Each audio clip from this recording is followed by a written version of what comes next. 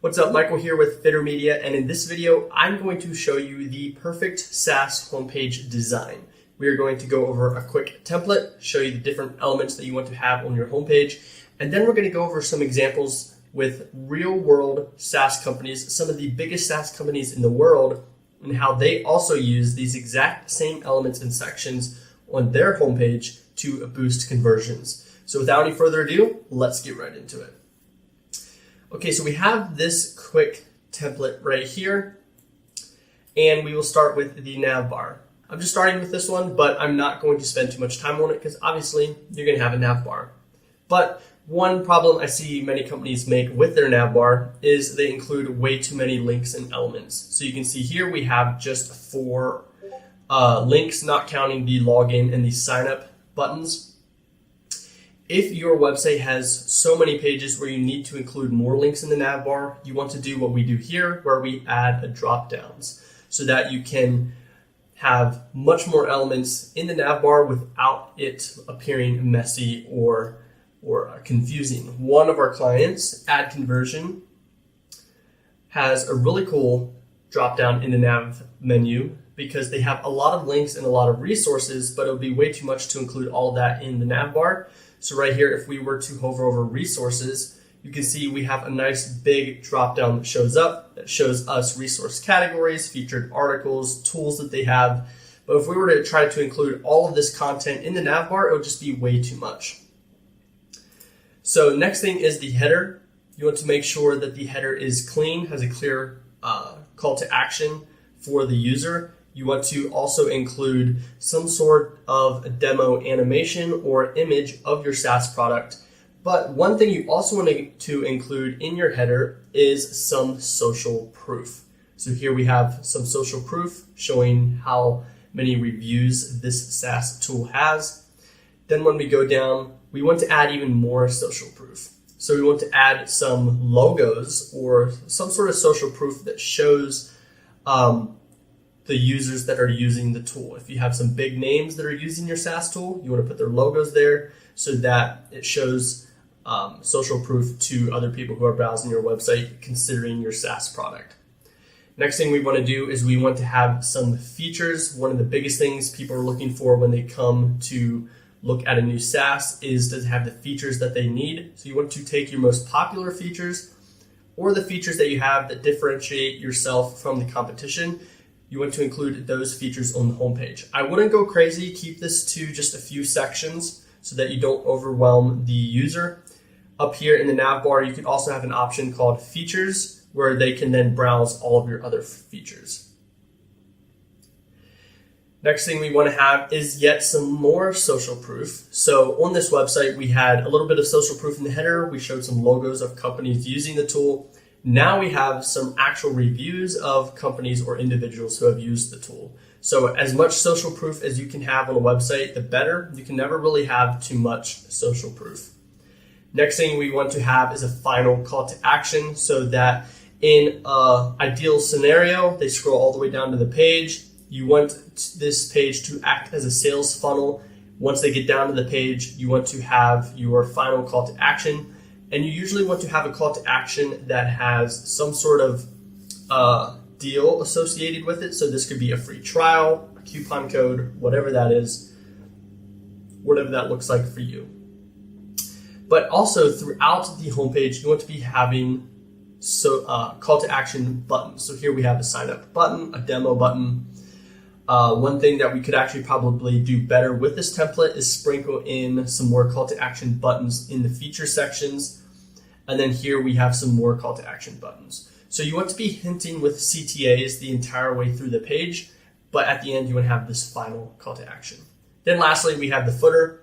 The footer is different than the nav bar where you can include as many links as possible in the footer, especially for SEO reasons. You want to have as many of your main pages linked on every page as possible. So that is what you can do through the footer. So for example, our resources link in the nav, it just says resources. Here we will actually link all the resources under the resources column. Same thing with company, product. If you one thing that's also popular with SaaS is features. So you can have a features section here in the columns.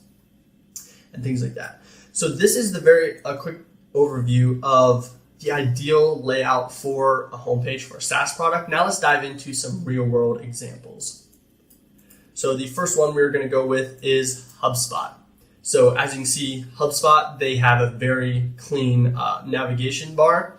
And if you know anything about HubSpot, you know they have a ton of features, a ton of products. They serve many different companies. But look how clean their nav bar is. It has just 3 links: software, pricing, and resources. And all 3 of these, with the exception of pricing, are drop downs. So they, like I said, they have a lot of content, a lot of different softwares and resources. So they turn those into drop downs so they can make things a little bit more user friendly.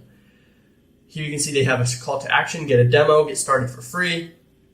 And they show simplified screenshots of their SaaS tool. So one thing we see that is problematic with SaaS companies is they would just take screenshots of their SaaS tool, and that can be fine. But if it's like a really complicated tool with a complicated UI, it can a lot of times overwhelm the user. So what you would want to do is work with a designer to mock up screenshots of your tool that get rid of all the fluff and all of the confusion and just show the main parts of your tool that you want to advertise. And then here they have a call to action section. They're using the logos like we previously mentioned. Say you're a big company coming to consider HubSpot. You come here and you're like, oh, Trello, Reddit, DoorDash, all these big companies are using HubSpot. It will probably work for our company because we're either as big as them or we're not even quite as big as them. And if it's good for them, it'll be good for us. Then we have some feature sections. You can see HubSpot getting a little bit unique with these. We have some more call to actions. If we scroll down, we have some stats. Stats can also show as social proof. And then if we go down, we have our final call to action section, just like before, and we have our large footer because HubSpot is trying to make sure they're linking out to all of their main pages in the footer for user accessibility and also SEO purposes. So let's go to the next one. Next one is ClickUp. ClickUp is one of my favorite. We use this tool all of the time. It's our primary project manager tool. And same thing with their nav bar. In their header, you can see they have a social proof section, 5 stars based on 10,000 plus reviews from all of these review sites. They then dive into the features and the solutions of their tool. They have yet another social proof section with logos. And then they also have a big call to action section here. So these different sections like social proof, call to actions, features, they don't have to be in the same order as the template that I showed you. You can mix and match them on your homepage, but you want it to create a cohesive funnel that gets the person wanting more information to sign up for a demo or to create a free account. We go down, we have more features, more call to actions, more social proof, and then a final call to action section, just like on the template page, and you can see the footer is the same as HubSpot and the template as well. We're going to go over really quickly just a few more tools. We have Zendesk right here. Their homepage is pretty short compared to the others, but you can see they have a header, screenshots of their tool. They have some feature sections, and they have a call to action section, and then they have this little bit of social proof. And then you can see down here in their final call to action, they mix both social proof, call to actions, and all of that into one section. So you can get unique and kind of mix sections together. One thing I would say regarding Zendesk that they could do better is they're not highlighting as much social proof as they could up near the top of the page. If you look at heat maps of a homepage on a website, the top is really, really hot because that's where people see the most. But then as you scroll down the page, the heat map gets colder and colder and colder. It's because people don't always scroll to the bottom of the page. So if they are putting all of their social proof down here, almost near the bottom of the page, actually it is all at the bottom of the page, only a small fraction of the people coming to their homepage is actually seeing the social proof. So some feedback I would give to Zendesk is have some more social proof up near the top of the page.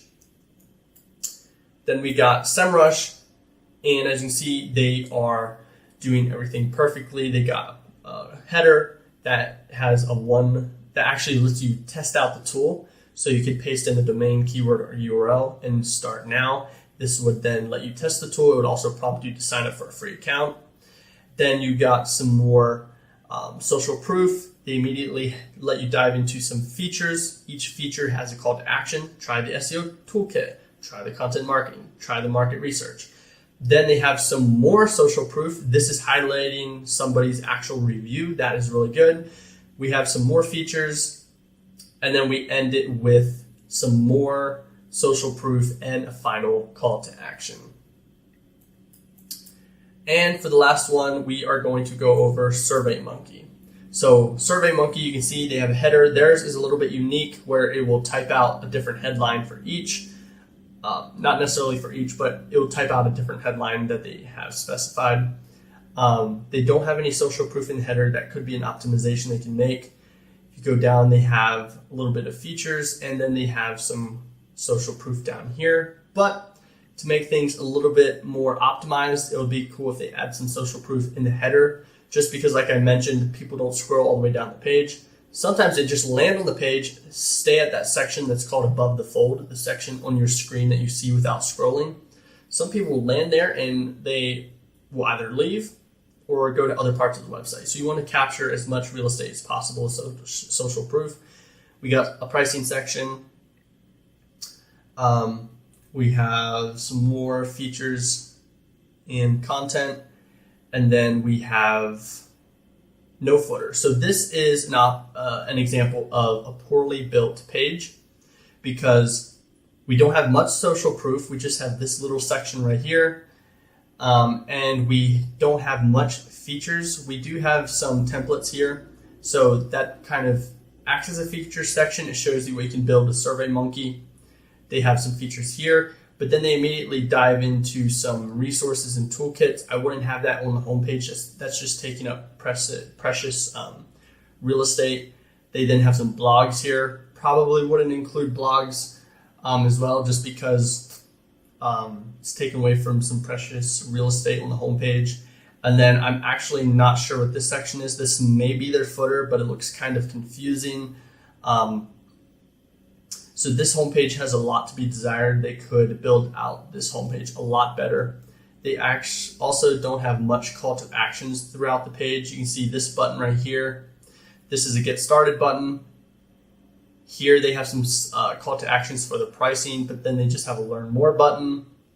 And then they have a view all button for the toolkits. And then that is it. So some feedback I would give on this page is have more call to actions, have more social proof, and highlight some of the features a bit more.